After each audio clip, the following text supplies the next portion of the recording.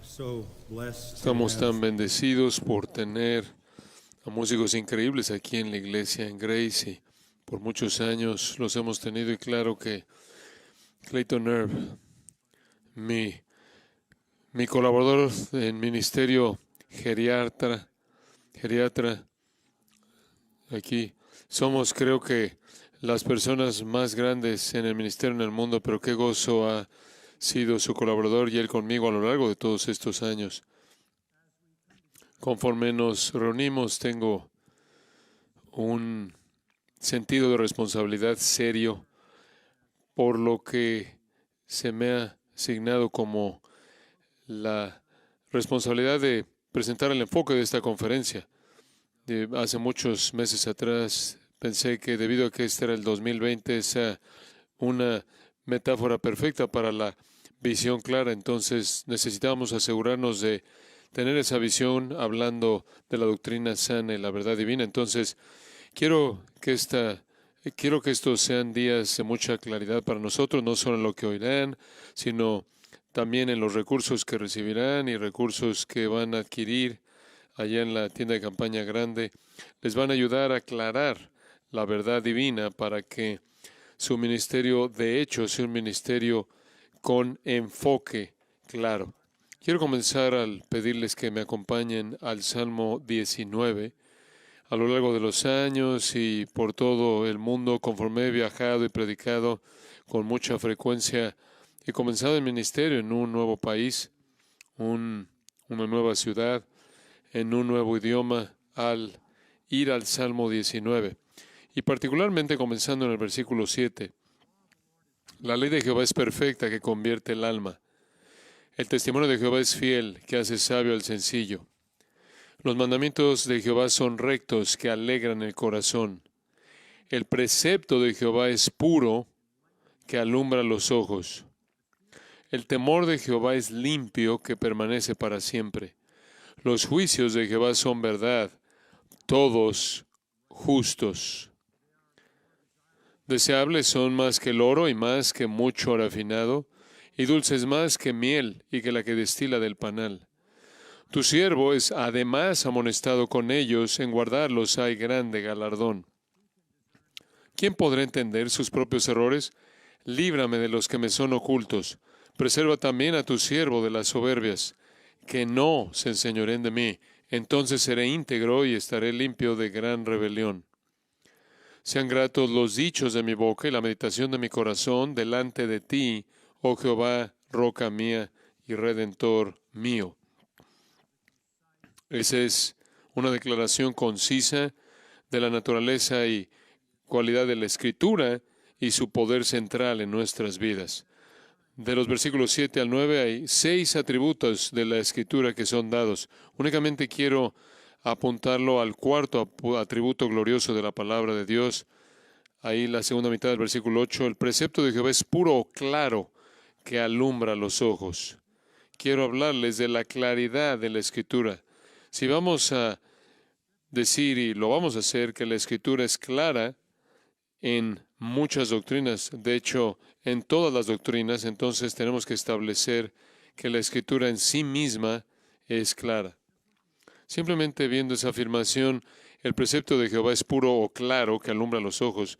La palabra precepto no es una palabra vista antes en los Salmos. Con frecuencia es usada en el libro de Deuteronomio y es usada de manera repetida en el Salmo 119. Apunta a toda la revelación de Dios. Entonces, toda la revelación de Dios es clara. Esa es una palabra que significa radiante, brillante. La Escritura es clara en términos de lo que debemos creer. La Escritura es clara en términos de a quién debemos creer, en quién debemos creer. La Escritura es clara en términos de lo que debemos hacer. La Escritura es clara en términos de lo que debemos evitar. La Escritura es clara en términos de lo que debemos temer, lo que debemos adorar, lo que debemos esperar. Es clara, es una revelación clara. Y por lo tanto, alumbra los ojos, quita toda duda, malos entendidos, prejuicios y mentiras. quita la oscuridad que oscurece la verdad, de que vea la verdad. Da luz, iluminación, conocimiento, sabiduría. Y estamos muy familiarizados con el Salmo 119 y el hecho de que el salmista dice: lámpara es a mis pies tu palabra y lumbrera a mi camino. En 2 de Pedro 1:9, Pedro escribe que la palabra de Dios es una antorcha que alumbra en lugar oscuro. La palabra de Dios es revelación, es Dios revelando la verdad. Trae toda la verdad divina, revelada, en un enfoque claro. Incluso para los incrédulos, el Evangelio es lo suficientemente claro. De hecho, Juan dice que el propósito de su Evangelio, y por lo tanto de los otros Evangelios también, estas cosas se han escrito para que creáis que Jesús es el Cristo y para que creyendo tengáis vida eterna en su nombre. Esto significa que está dirigido a aquellos que no creen. Y es lo suficientemente claro para que sepan lo que deben creer. En Juan 3, Jesús dijo: van a ser juzgados, van a ser condenados porque no creéis. Esto da por sentado que el mensaje es claro, incluso para un incrédulo. Cuando la Biblia dice que de tal manera amó Dios al mundo que ha dado a su Hijo unigénito, y de manera subsecuente explica la importancia de su venida, muerte y resurrección, eso no es oscuro incluso para el alma más oscura. Cuando la Biblia dice la paga del pecado es muerte, eso no es oscuro incluso para la mente más pagana. De hecho, la Escritura y el Evangelio son tan claros como para ser rechazados de manera violenta. Los incrédulos saben exactamente lo que están rechazando, así como los judíos sabían exactamente a quién estaban rechazando y por qué estaban rechazando a Jesús. Si el hombre natural no percibe las cosas que son del Espíritu de Dios, esto significa que no entiende la verdad, las verdades internas ricas espirituales, pero es culpable por el conocimiento a nivel externo de la verdad que es revelada en la Escritura, y tiene suficiente conocimiento de eso y entendimiento y suficiente entendimiento de eso, de tal manera que al rechazarlo está condenado para siempre. Los que rechazan tienen un entendimiento suficiente de lo que están rechazando, ¿verdad? Los creyentes, para creer y ser salvos, no obstante, solo pueden llegar a creer la verdad internamente mediante el poder del Espíritu Santo. Entonces la Biblia es luz, incluso de una manera externa, para incrédulos es luz, y para los creyentes es luz interna por la obra del Espíritu Santo. Y para multiplicar la oscuridad, oímos a Pablo decir que el mundo, que el Dios de este siglo ha cegado el entendimiento de los incrédulos. 2 de Corintios 4. Satanás usa toda herramienta, todo instrumento posible para engañar y distorsionar y negar la verdad. Entonces, no solo estamos peleando contra la realidad simple de que gente muerta solo puede tener un entendimiento externo de la verdad suficiente como para rechazarlo y ser condenado, sino que también tenemos que luchar con la realidad de que Satanás multiplica esa situación al crear un ambiente en el que toda persona en el mundo siempre ha vivido, en el que el engaño domina. Entonces, nuestro llamado es singular. Nuestro llamado es singular. Si usted me acompaña al Nuevo Testamento, a 1 Timoteo, quiero traer de regreso algo de revelación familiar a usted. En 1 Timoteo capítulo 3, versículo 1, usted tiene los comentarios de Pablo con respecto a la aspiración al cargo de pastor u obispo. Si alguno en el obispado buena obra desea, después habla de los requisitos para uno que es un pastor o anciano, solo hay una capacidad ahí. Hay muchas cosas con respecto a su virtud, pero solo hay una descripción de lo que tiene que hacer y está al final del versículo 2 y es didácticos, apto para enseñar. Ahí está. Eso es todo. Cuando Pablo le repite a Tito en Tito capítulo 1, en el versículo 7 en adelante, la misma lista con algo de variación, él dice de manera más completa que, de acuerdo con el versículo 9 de Tito 1, su capacidad de enseñar es descrita como retenedor de la palabra fiel, tal como ha sido enseñada, para que también pueda exhortar con sana enseñanza y convencer a los que contradicen.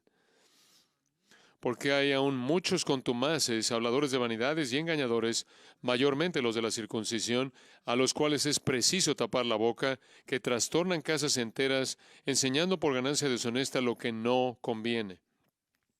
Entonces, debemos ser maestros capaces, con la suficiente competencia como para enseñar la verdad positiva de la palabra de Dios y con la suficiente competencia como para confrontar el error que siempre estará atacando la verdad. Ahora, la suposición ahí es que hay interpretaciones verdaderas y falsas de la Escritura, ¿verdad?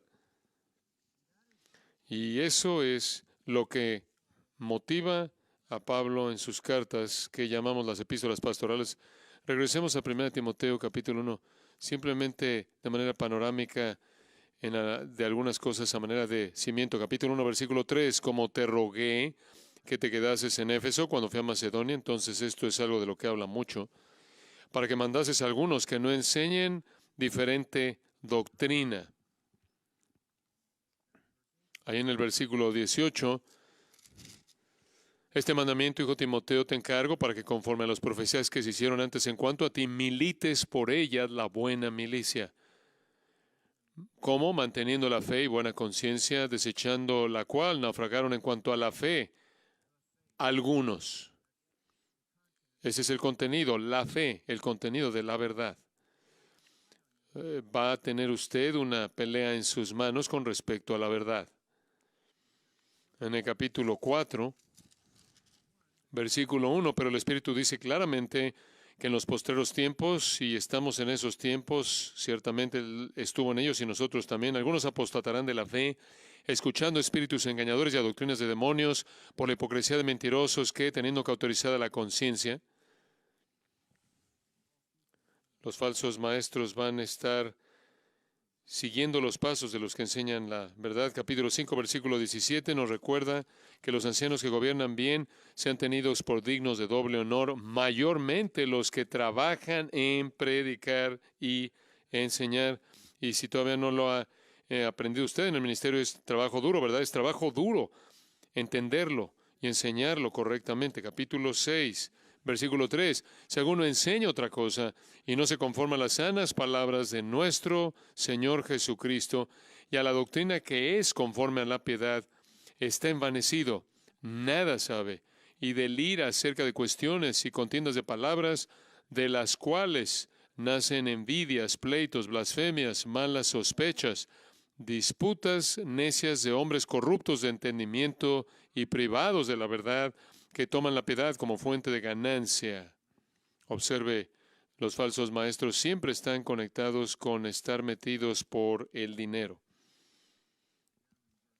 Ahí en el versículo 20 del capítulo 6, oh Timoteo, guarda lo que se te ha encomendado.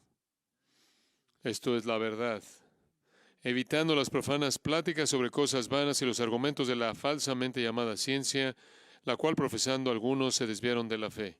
¿Por qué estoy leyendo todo eso? Simplemente para recordarle que Pablo establece la realidad para este joven pastor de que él debe enseñar la verdad y él va a tener una batalla en sus manos.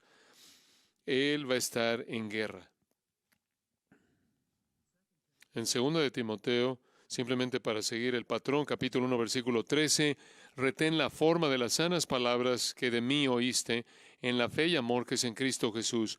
Guarda, de nuevo dice, guarda el buen depósito por el Espíritu Santo que mora en nosotros.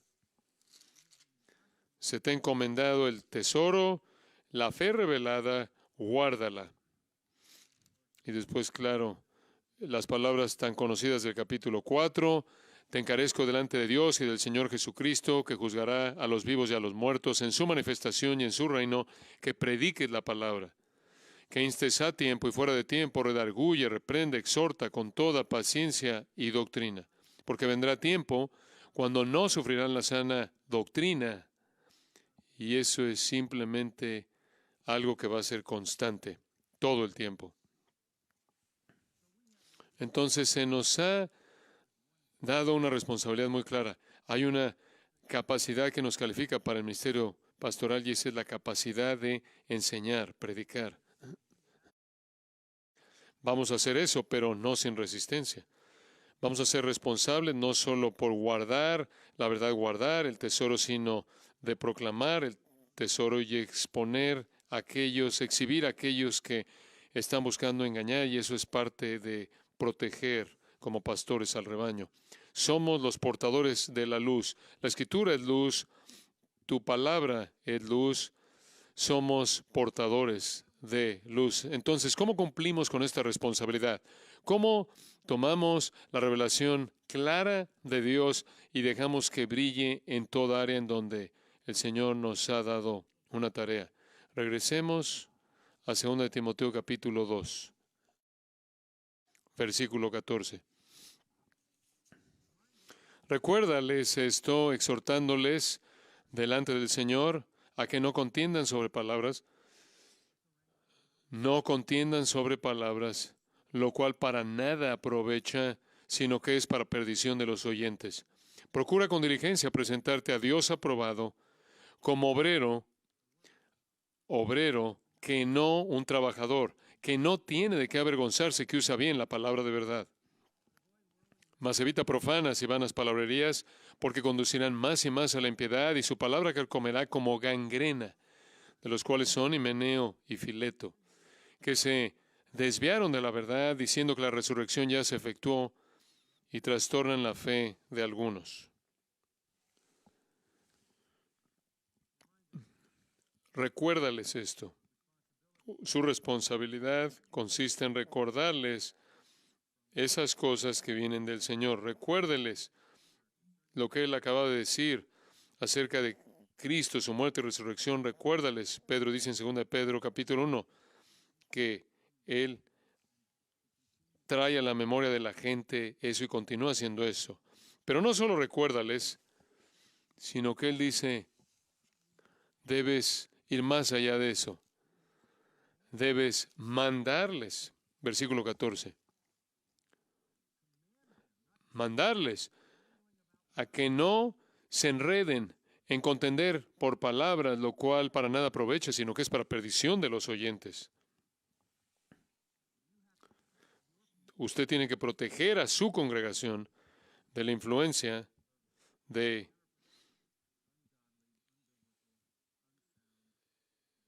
palabras contraproducentes, no bíblicas, impías. No libramos la batalla con palabras.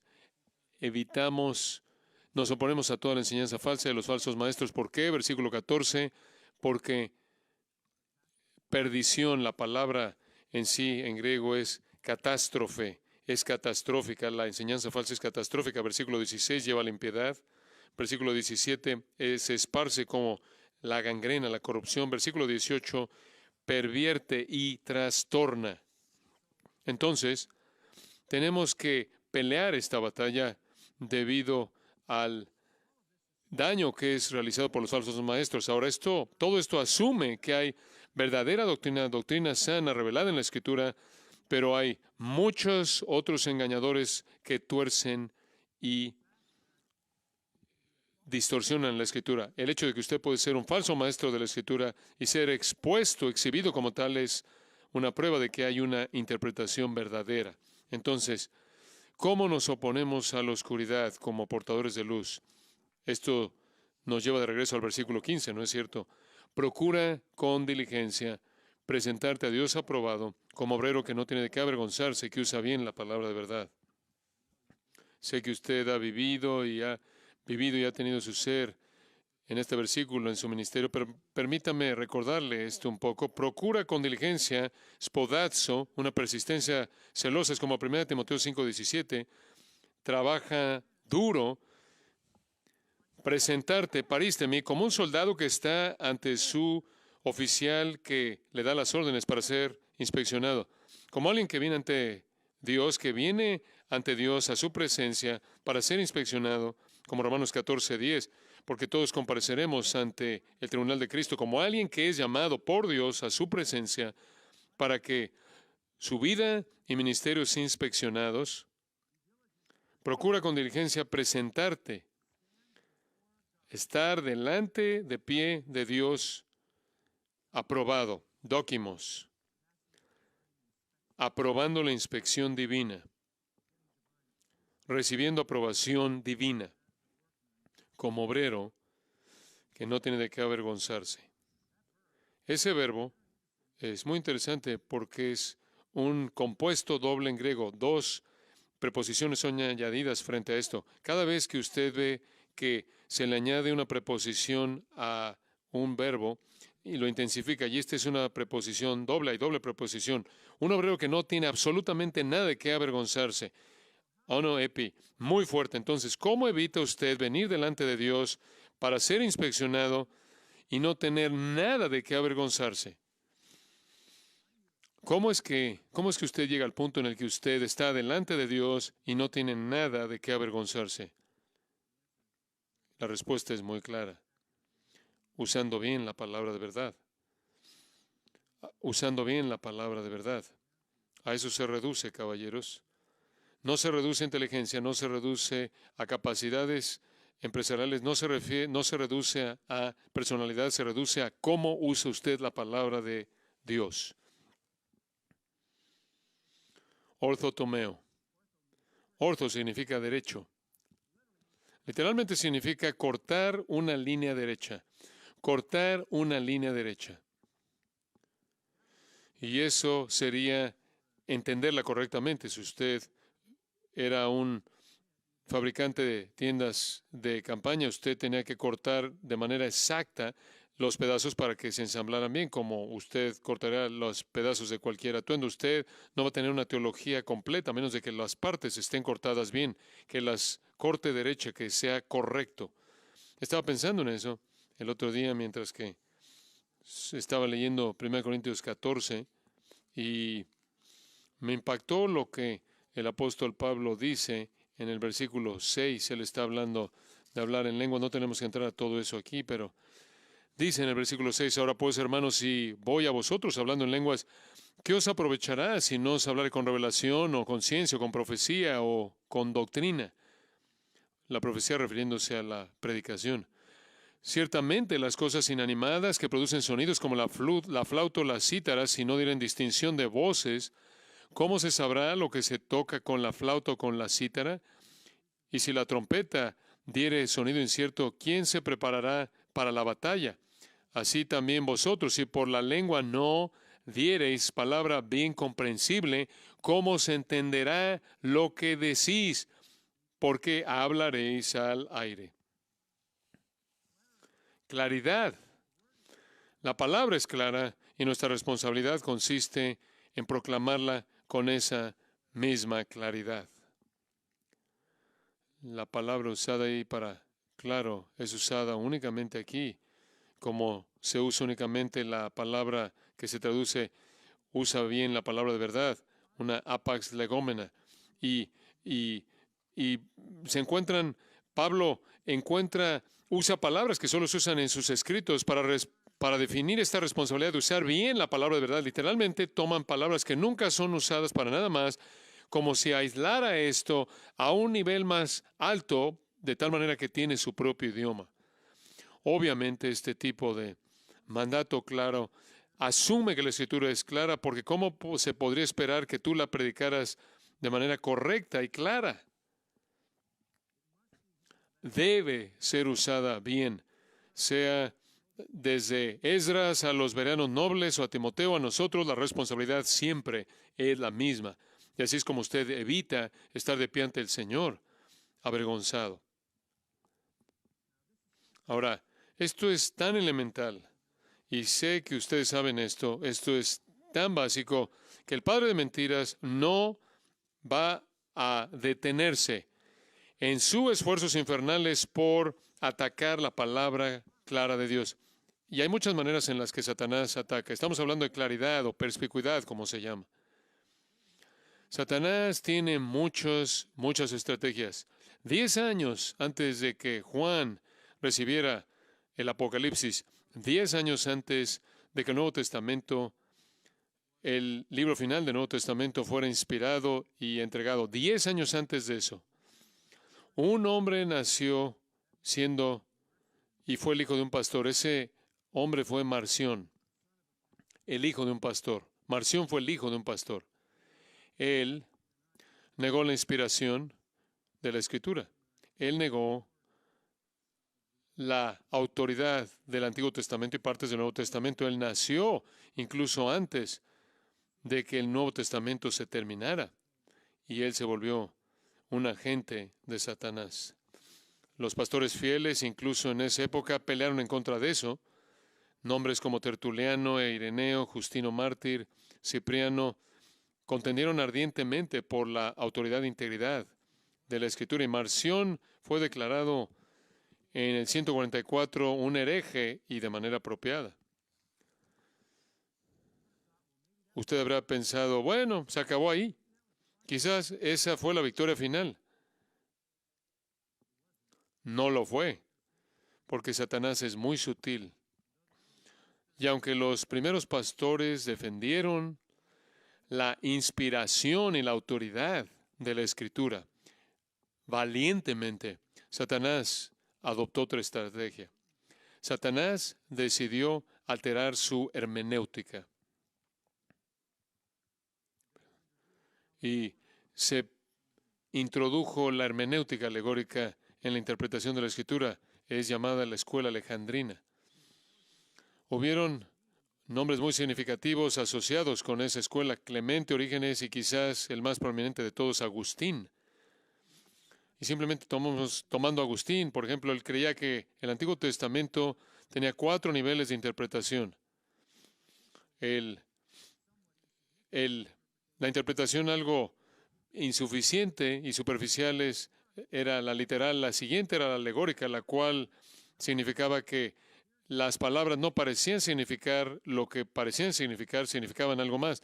Pero ese no era el significado más profundo. Había un nivel aún más profundo de interpretación, y eso involucraba el nivel moral. Y como si eso no fuera suficiente, él entró a un cuarto nivel, a lo cual él llamó místico. La consecuencia de eso fue la destrucción de cualquier esperanza de entender el Antiguo Testamento de manera correcta. Entonces, mientras que habían ganado la batalla por la autoridad de la inspiración, perdieron la batalla en el área de la hermenéutica. Y ahora, lo que el Antiguo Testamento significaba estaba en caos total. Y parecía tan espiritual, parecía tan profundo, parecía tan místico. Toda la claridad del Antiguo Testamento se perdió, las palabras no significaban lo que normalmente significan. Hay significados escondidos, significados raros, que eran impuestos en el texto mediante la imaginación. Pero los pastores fieles también contraatacaron. Y hubo otra escuela de intérpretes que se levantó, fue la escuela de Antioquía, y el nombre más conocido es Juan Crisóstomo. Y usted puede estar agradecido por él. Él creía en un método de interpretación literal, histórico, gramatical. Él menospreció todos esos 4 niveles. Y dijo, la Biblia significa exactamente lo que significa, literalmente, histórica y gramáticamente. Las buenas noticias son que para cuando usted llega a la Reforma, Lutero ha peleado, y Calvino, que es aún más importante, y esto es interesante, tomó la soteriología del Nuevo Testamento de Agustín y la casó con la hermenéutica de Crisóstomo y terminó con la fe reformada. La hermenéutica alegórica destruye la claridad. oscurecen de manera total la palabra clara de Dios. Entonces, muchos pastores a lo largo de los siglos se han confundido. Rechazaron, la iglesia en gran parte rechazó el método alegórico, pero no pudieron superar el hecho de que habían sido tan influenciados por un significado más profundo del Antiguo Testamento que decidieron esto, realmente de manera casi universal, que el Antiguo Testamento debía ser interpretado por el Nuevo Testamento, que el Antiguo Testamento estaba subordinado al Nuevo Testamento, que el Antiguo Testamento solo podía ser entendido por el Nuevo Testamento. Y la idea fue establecida a lo largo de los siglos hasta la iglesia medieval y, claro, en el catolicismo romano. Fue Tomás de Aquino, que nació en 1225, quien dijo: la claridad de la Escritura, la claridad de la interpretación de la Escritura solo puede ser presentada por una revelación más tarde. Entonces, dijo, hagamos un lado la alegoría, pero la claridad de la Escritura, el significado de la Escritura solo puede ser obtenido por una generación que viene después, una revelación que viene después. Entonces, el Nuevo Testamento, entonces, el Antiguo Testamento está sujeto a la interpretación del Nuevo Testamento. Entonces, usted pregunta, ¿qué hay acerca del Nuevo Testamento? ¿Cómo debemos interpretar el Nuevo Testamento? La respuesta católico-romana, el Nuevo Testamento es interpretado por la Iglesia. El Nuevo Testamento es interpretado por la Iglesia. Escucha el Concilio de Trento, que fue en 1545, 20 años, para refrenar a los espíritus inquietos. El Concilio de Trento, decreta que nadie puede presumir y de interpretar las Sagradas Escrituras de manera opuesta a ese sentido que la Iglesia Madre Santa ha establecido, como lo presenta la Iglesia Madre. Tiene la responsabilidad de juzgar el sentido verdadero e interpretación de la Escritura Sagrada. El Concilio de Trento. Entonces, usted no puede entender el Antiguo Testamento a nivel superficial. Usted tiene que esperar a que llegue el Nuevo Testamento. Usted realmente no puede entender el Nuevo Testamento a nivel superficial. Tiene que esperar a que la Iglesia determine cuál es la interpretación divina. Roma, en la Contrarreforma, y desde ese entonces, dice que la Biblia es completamente oscura e inaccesible, como si hubiera sido escrita en un código místico. Roma dice, cualquier entendimiento claro de la Biblia solo es posible mediante la Iglesia, la cual tiene toda la autoridad sobre la interpretación. Los reformadores rechazaron esa mentira y todos se aferraron a la claridad de la Escritura. Le voy a dar una ilustración. Lutero en contra de Erasmo, el humanista holandés. Lutero presenta esto: nada en la Escritura es oscuro. Cualquier cosa que parece serlo se debe a la ignorancia y al pecado del hombre. Algunos textos parecen oscuros porque a los lectores les faltan las herramientas de la interpretación. Satanás ciega las mentes al significado verdadero. La Escritura, en donde aparentemente no es claro en un lugar, es claro en otro. Externamente la Escritura es claro a todos en idioma normal. Internamente es claro para los creyentes, y el Espíritu Santo trae claridad interna plena. Eso es Lutero. Eso es bueno. Usted afirma todo eso. Usted debería afirmar todo eso. Entonces, la claridad de la Escritura ha sido atacada y ha sido defendida a lo largo de la historia. ¿En dónde estamos hoy día? Consulté una página de internet que se dice ser evangélica y encontré esta cita. La certeza de alguien que se dice ser evangélico, y dijo esto: la certeza con frecuencia es idólatra. Con frecuencia me he visto forzado a dejar la certeza. Si hay un cimiento en la teología cristiana, no se encuentra en la Escritura. La teología debe ser el intento humilde humano por oír a Dios, nunca ver el texto como algo racional. Fin de la cita. Nunca buscar entender el texto de manera racional. La certeza es arrogante. Todos recordamos a la iglesia emergente, a Brian McLaren. La claridad se presenta como algo muy importante, de manera excesiva. El shock y la ambigüedad con frecuencia estimulan más pensamiento que la claridad. De hecho, la claridad con respecto a la Escritura puede ser vista como palabras de odio, discurso de odio. Fue incluso Leslie Newbigin, el misionero inglés que murió en 1998, quien dijo: el Evangelio no es cuestión de certezas. Karl Barth básicamente dijo: el lector es inspirado, no el texto.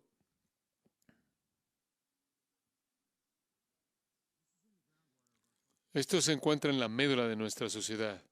Esta sociedad odia la certeza bíblica. Es ofensiva. Estaba hablando con el doctor Chao de esto el otro día. Estamos hablando de qué tipo de alumnos vienen a la Universidad de Masters y recibimos a los mejores jóvenes que vienen de hogares cristianos e iglesias cristianas. Y de manera universal han sido influenciados por el posmodernismo.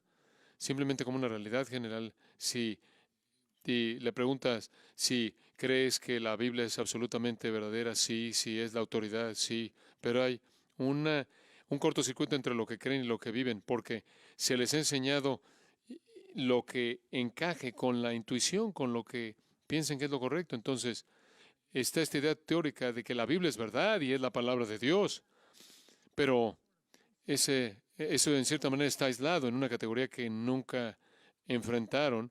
Simplemente viven la vida decidiendo lo que es correcto o incorrecto en base a la intuición, porque esencialmente han sido víctimas de la sociedad que dice: tú eres la autoridad final.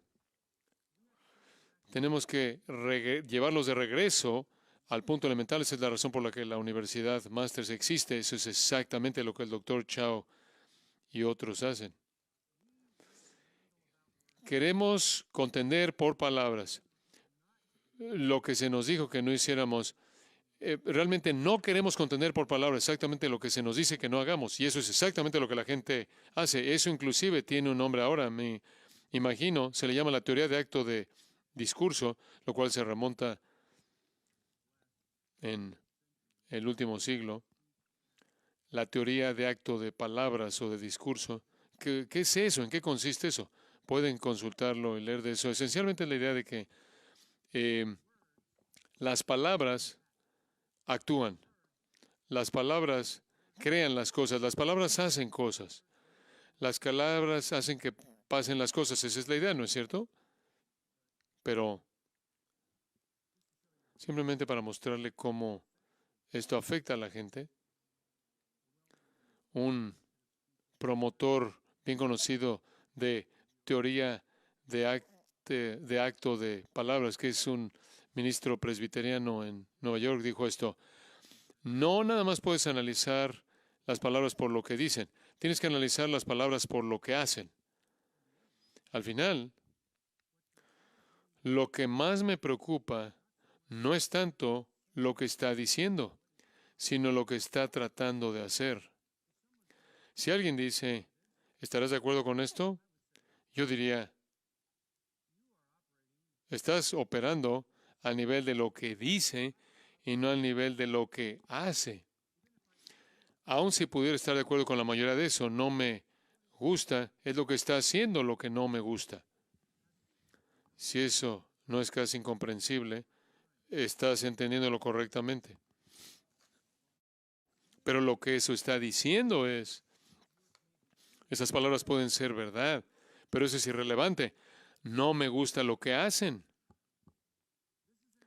Este es un ataque contra la naturaleza de la verdad. Las palabras de Dios tienen la intención de hacer algo, pero el movimiento evangélico en la actualidad no le gusta lo que algunas de las palabras de Dios hacen. Juan 7:7, ahí Jesús dijo: hay una razón por la que la gente me odia. Hay una razón por la que voy a terminar en la cruz. Y lo resume en Juan 7:7. No puede el mundo aborreceros a vosotros, mas a mí me aborrece porque yo testifico de él que sus obras son malas. Entonces voy a ir a alguien como al hombre que cité y se le hizo la pregunta, ¿qué piensas de la homosexualidad? ¿Piensas que los judíos van al infierno?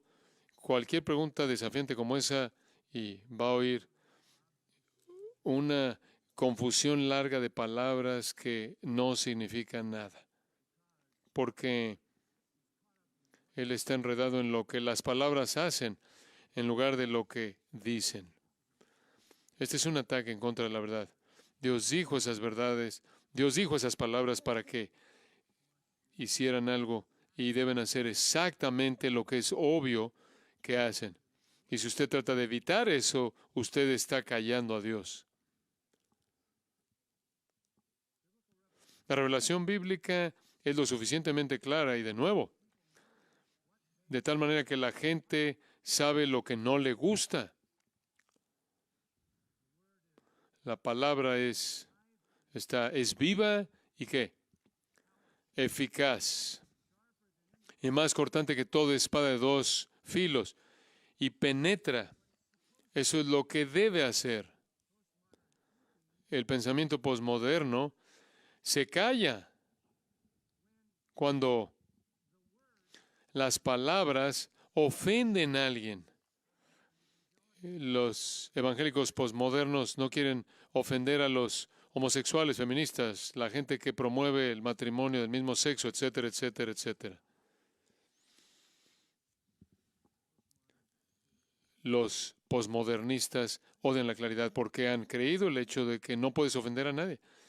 La Biblia es el libro más ofensivo jamás escrito en toda la raza humana. Ofende a la raza humana y nadie se escapa. Si usted altera eso, sálgase del ministerio.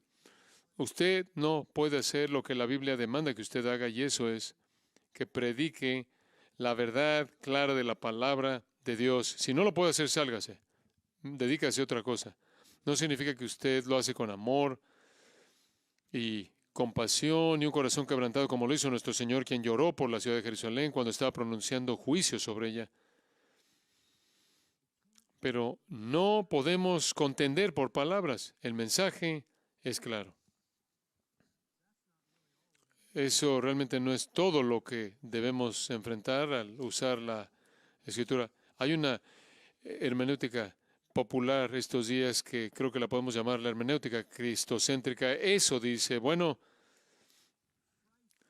Cristo es la hermenéutica para todo pasaje. Se oye noble, pero no es legítimo. Busca a Jesucristo en todo texto, Jesucristo en todo versículo, Jesucristo en todo pasaje. Entonces, la cristología se vuelve la hermenéutica. Esto es eisegesis, no exégesis. Esto lleva a la espiritualización y todo tipo de cosas, tales como usted sabe. Alguien pregunta, usted sabe, ¿qué, qué es lo que hay en la parte, la tabla de, ¿para qué es la tabla de atrás del tabernáculo? Para, yo diría, para mantener en pie el techo.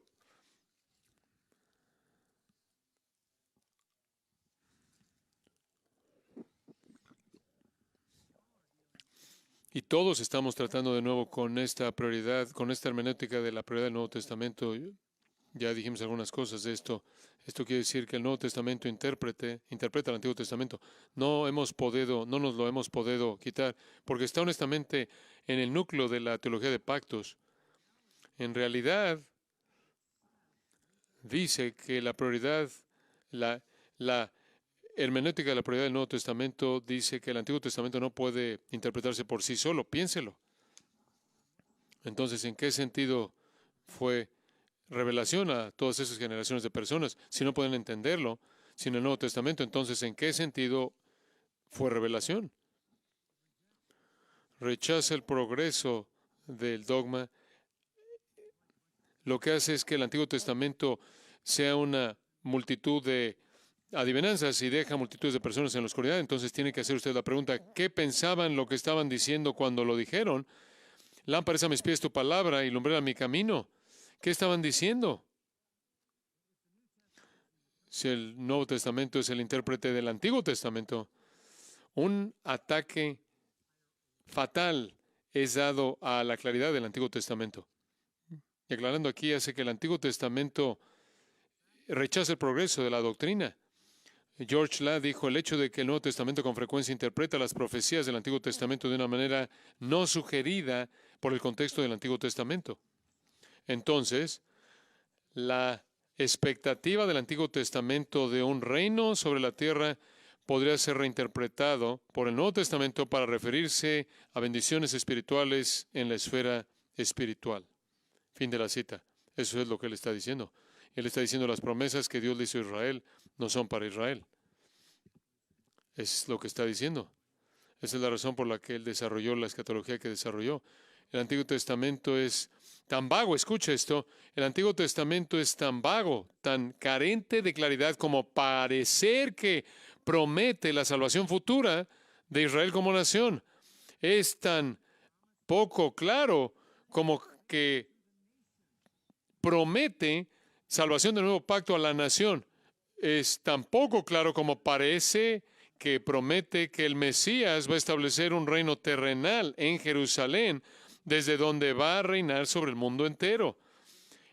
Es tan carente de claridad que parece decir que todas las promesas a Abraham en el pacto abrámico y a David en el pacto davídico literalmente se van a cumplir. Así de carente en su claridad es si el Nuevo Testamento no te ayuda a entenderlo. Entonces, si eso es lo que usted piensa, entonces el conjunto entero de personas que estuvieron leyendo el Antiguo Testamento a lo largo de todos esos siglos estaban siendo engañados. Esta teología del reemplazo, este amilenialismo, esta idea de que las promesas de Dios a Israel son cumplidas en la iglesia, simplemente destroza el Antiguo Testamento y al pueblo del Antiguo Testamento, a la gente del Antiguo Testamento, pero ningún autor del Nuevo Testamento dice tener esa capacidad de interpretación sobre el Antiguo Testamento. ¿Escuchó eso? Ningún autor del Nuevo Testamento dice tener esa facultad de interpretación sobre el Antiguo Testamento. Y tampoco ningún escritor del Nuevo Testamento jamás dijo, sé que parece que el Antiguo Testamento parece significar esto, pero realmente significa esto.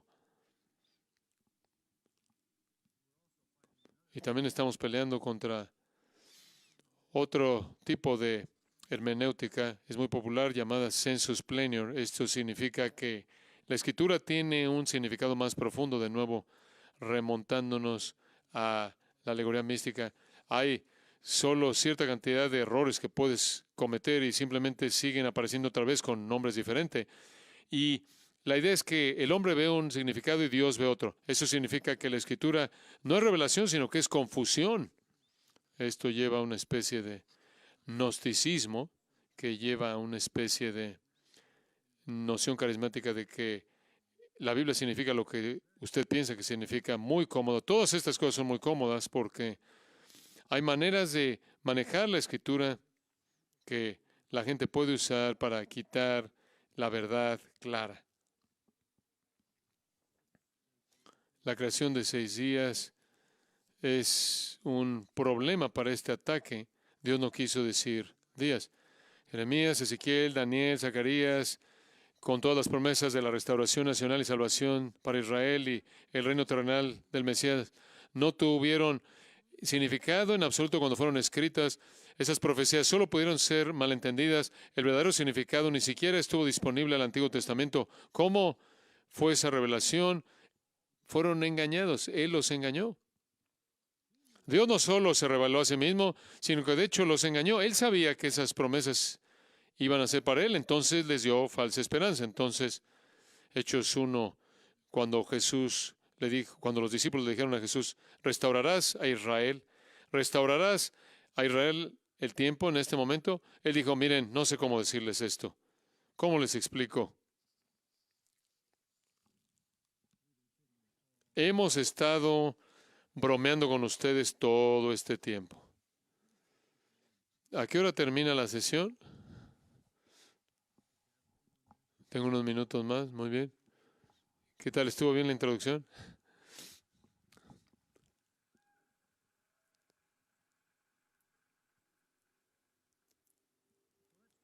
Entonces, hablemos de algunos principios acerca de la claridad de la Escritura. Esa era la introducción. Pensaban que era una broma, pero no era una broma.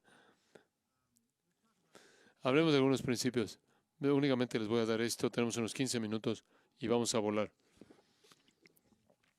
Si el pecador es responsable, estos son principios acerca de la claridad. Si el pecador es responsable por la revelación de Dios en la creación en Romanos 1, y el pecador es responsable por la creación, por la revelación de Dios en la conciencia en Romanos 2, ciertamente es responsable por la revelación escrita y predicada de Dios en la Escritura, de tal manera que el pecador está sin excusa también en base a eso. Además, el Nuevo Testamento es muy claro en enseñar que el pecador puede entender la ley de Dios lo suficiente como para que la ley de Dios sea el único aliado que el Evangelio tiene en el corazón del pecador. Usted solo tiene un aliado, usted solo tiene un punto de acuerdo en el corazón de un pecador caído, y eso es el pecado.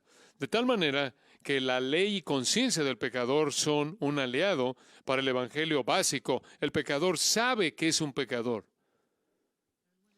Y cuando la revelación de Dios viene en contra de él, incrementa ese conocimiento del pecado y aclara ese conocimiento del pecado. Esa es la razón por la que predicamos la ley, y el pecador queda muerto, y entonces se entiende, incluso a nivel superficial, el ofrecimiento del Evangelio y la gracia. El único aliado que usted tiene en el pecador es el ataque que la Biblia lleva a cabo en contra del pecador en el punto de su pecado. Y entonces, si callamos eso y quitamos eso y le damos la vuelta en algún tipo de teoría de palabras de tal manera que no decimos nada que a la gente no le gusta, usted se ha cortado del único aliado que tiene usted en un corazón no redimido. Y esa es la realidad del pecado y la obra de la conciencia acusando al incrédulo. La ignorancia y la ceguera de los pecadores muertos en sus delitos no, por cierto, no es multiplicada por Dios, quien sabiendo que los pecadores son ciegos e ignorantes, les presenta una revelación incomprensible, como una multitud de alegorías, como el Cabalá judío, como mitos y gnosticismo. Dios no es tan torpe como los liberales.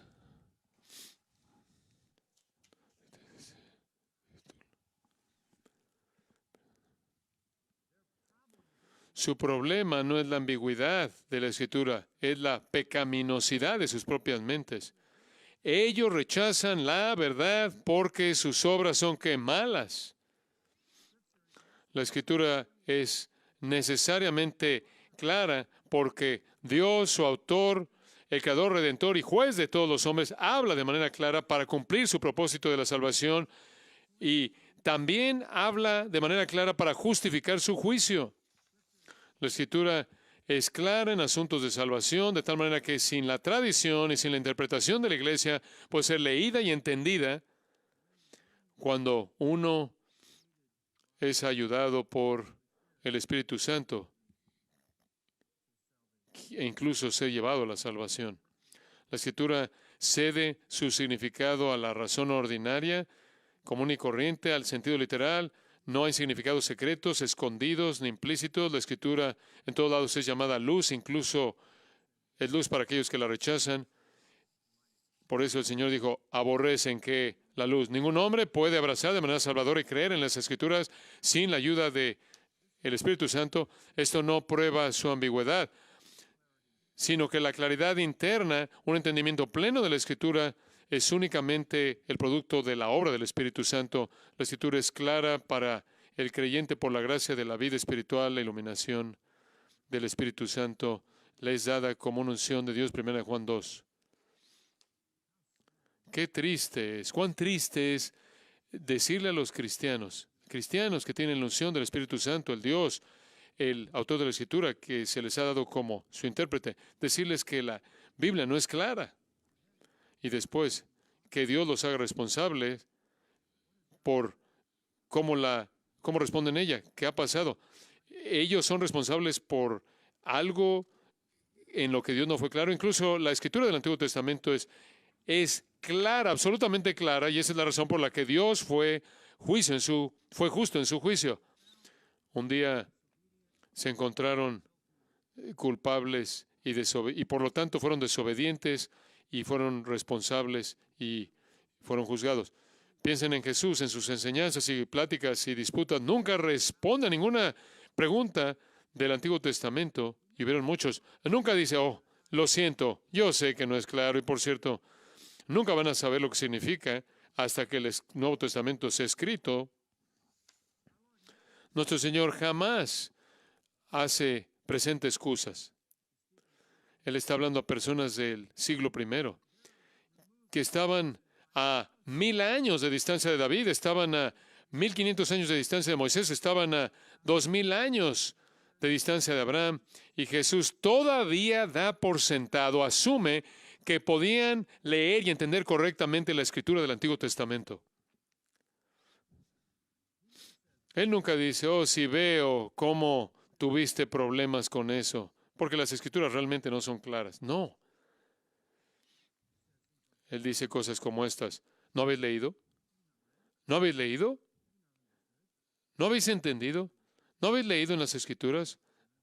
Mateo 12, 3, 5, 19, 14, Mateo 22, 31, Mateo 21, 42.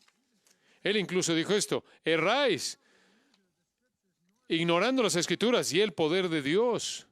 Su problema es que no conocen el Antiguo Testamento. El Antiguo Testamento no solo fue claro para los judíos en el ministerio de Jesús. Pablo le dijo a los Corintios, 1 Corintios 10, todo el Antiguo Testamento fueron ejemplos para gentiles. Es lo suficientemente claro como para establecer ejemplos para que sepan los gentiles cómo interactuar con Dios. Claro, hay pasajes proféticos en el Antiguo Testamento que son aclarados en el Nuevo Testamento, como en el discurso de Maús, en donde nuestro Señor regresó al Antiguo Testamento y mostró cómo todas las cosas fueron cumplidas en Él acerca del Mesías. Y Pedro admite eso, que es difícil saber qué persona y qué tiempo, en qué persona y qué tiempo van a ser los acontecimientos finales. Cosas proféticas, sí, pero simplemente piensa en esto. Las epístolas del Nuevo Testamento no fueron escritas a líderes de la iglesia, sino que fueron escritas a iglesias, la mayoría de ellas, a iglesias gentiles, a la iglesia de Dios que está en Corinto, a las iglesias en Galacia, a los santos que están en Cristo, a los santos en Cristo Jesús que están en Filipos, con los obispos y diáconos, y sigue. Son escritas a congregaciones, a personas que han sido convertidas de religión pagana gentil. Sin embargo, tantos de los argumentos de Pablo se basan en la verdad del Antiguo Testamento. Usted quiere conocer su prueba más extendida, fuerte de la salvación por la fe únicamente. Romanos capítulo 4, la historia entera de Abraham, la cual los gentiles en Roma no conocían en absoluto. La Biblia es tan clara que incluso los gentiles pueden ver sus verdades.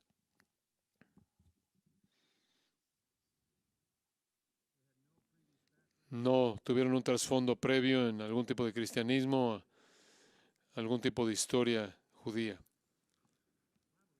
La Biblia es tan clara que el Señor hizo algo solo una vez. Y creo que Él hizo esto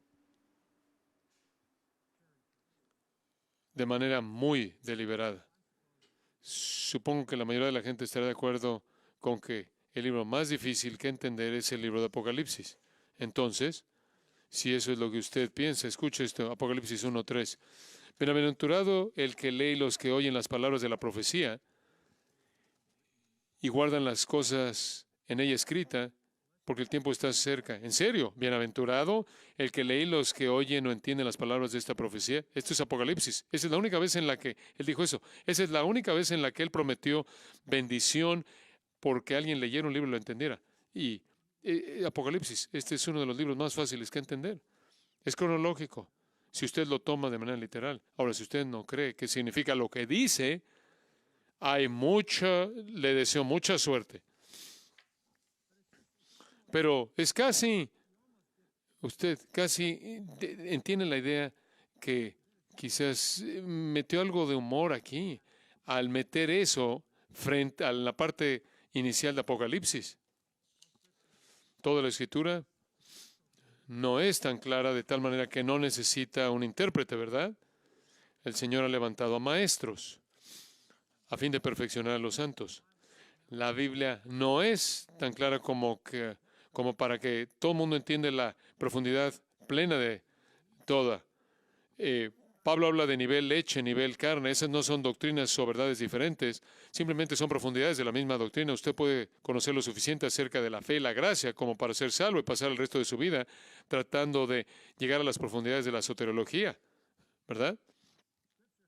La Escritura tiene sus alturas y profundidades de la verdad, la cual es como Dios mismo motiva, incrementa el estudio diligente, humilla la soberbia y amenaza cualquier actitud de irreverencia hacia ella, emanando de su simplicidad y claridad básica. ¿Cuántos años ya? He estado, probablemente 65 años. Yo he estado estudiando la palabra de Dios y me siento como si estuviera sentado ahí en la playa frente al Océano Pacífico y apenas tengo una pequeña cubeta llena de esa agua. Las realidades vastas de la verdad divina están mucho más allá de mí. Es pan que está en la mesa para un niño, ¿verdad? Pero es oro sepultado en las profundidades para los maduros. La Escritura demanda toda nuestra facultad mental para entender sus verdades trascendentes. Algunas veces es difícil entender, 2 Pedro 3, ¿verdad? Versículo 15 y 16, es difícil entender. Y debido a que a veces es difícil entender, los indoctos inconstantes la distorsionan, como lo hacen el resto de la Escritura para su propia destrucción. Este, claro, es el trabajo de los falsos maestros. La gente es víctima. Escuchen, me imagino que lo que le quiero decir es que no puede dejar que esta sociedad posmoderna ataque la claridad de la Escritura. Y somos los portadores de la luz, ¿no es cierto? Y usted no debe estar en la presencia del Señor avergonzado porque usted contendió sobre palabras y no dejó que esa luz brillara con claridad. Ese es su trabajo. Entonces, predicador, tienes una tarea. Toma la palabra clara de Dios y predícala claramente. Tienes una capacidad para hacer eso. Ahora escucha. La fe y la obediencia, escuche. La fe y la obediencia por parte de la gente no debe descansar en el predicador. Incluso el expositor más dotado. La fe y la obediencia debe descansar en la Escritura. Y ahí está el verdadero desafío en el ministerio. ¿Cómo es que usted se pone de pie y es la voz y hace que ellos se conecten con la Escritura y no con usted? Todos hemos visto la historia de la predicación por todos lados. Todos hemos visto a personas desfilando ahí en las plataformas, entreteniendo a la gente con pláticas cuasi espirituales. Y si va a haber alguna respuesta a nivel espiritual en la fe y la obediencia, parece haber tenido que ser entre la persona y el predicador. Esa es una prostitución de su propósito. Usted debe buscar que la congregación interactúe con la Escritura. Muestre lo que Dios está diciendo en su palabra. No deje que ellos estén cautivados por usted. No deje que interactúen con usted. Ese es un fracaso. Deben quedar cautivados e interactuar con la palabra y de esta manera con Dios. Y si usted les abre la palabra e interactúan con la palabra en el proceso en el que usted les está explicando, no diciéndoles, les está enseñando, les está explicando, y usted les está enseñando cómo deben interpretar la Escritura, interpretar por sí mismo la Escritura. Y entonces ahí usted únicamente está iniciando lo que se vuelve una pasión de por vida para su congregación. Escudriñar las Escrituras por sí mismos. Usted les está mostrando lo que la Escritura significa y usted les está mostrando cómo ellos pueden descubrir lo que significa. No deje usted que ellos se apeguen a usted. Su fe y obediencia debe reposar en la Escritura. Padre, te damos gracias de nuevo por tu palabra preciada, la entrada de la cual da luz. Gracias por la oportunidad de estar juntos con estos hermanos preciados, hombres preciados. Qué ocasión tan bendita, bendita es. No sabemos todo lo que tienes para nosotros en los días venideros, pero esto es suficiente para levantar nuestras almas. Gracias por llamarnos a esta responsabilidad increíble. Gracias por darnos tu palabra. Que seamos fieles en proclamarla y que dejemos que haga lo que tiene la intención de hacer. Y que Cristo sea visto y que su verdad sea clara conforme la proclamamos. Oramos en su nombre. Amén.